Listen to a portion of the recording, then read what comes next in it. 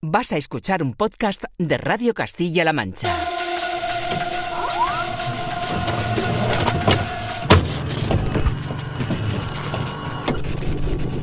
Alaba.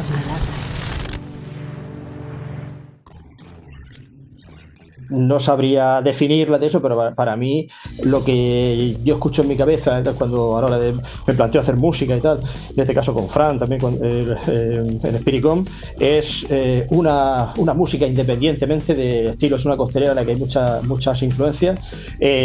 Quiero pensar que bien entendida, o sea, personalizada, que no es una recreación de ningún estilo en particular y tal, aunque haya varios elementos, sobre todo, especialmente los que tú has comentado,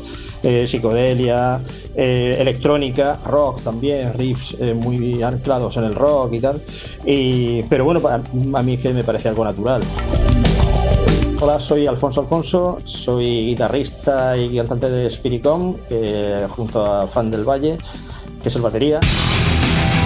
El Spiricom es un invento, realmente existe, es una máquina que inventó un flipado en los años 80, principios de los 80, si no recuerdo mal, que era un artilugio cuyo objeto era poder hablar con los difuntos en tiempo real.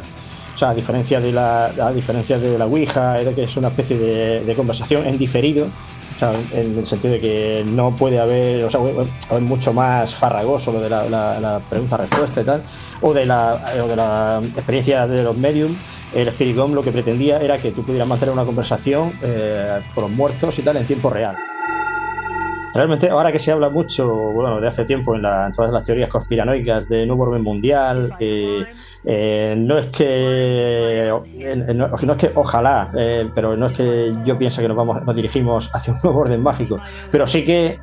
no estaría mal que esa especie de voluntad de cambio que se ve o que debería conducir muchas de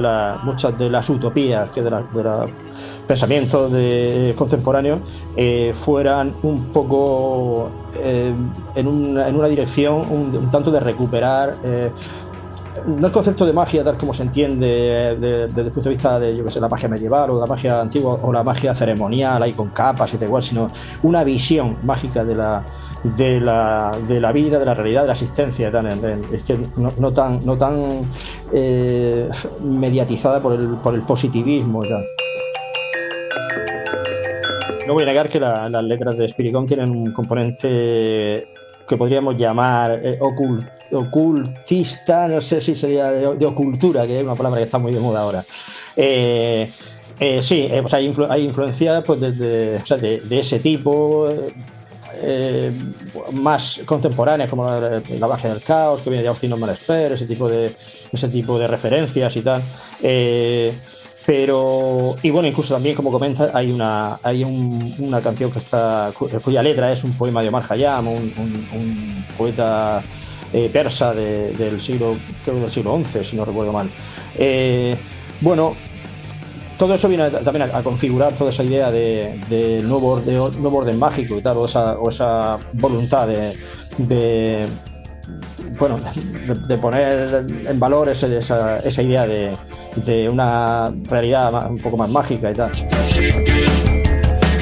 Es curioso, bueno, y no tanto. La historia del germen viene un poco porque yo tengo también un proyecto electrónico, de electrónica pura y dura, 100%,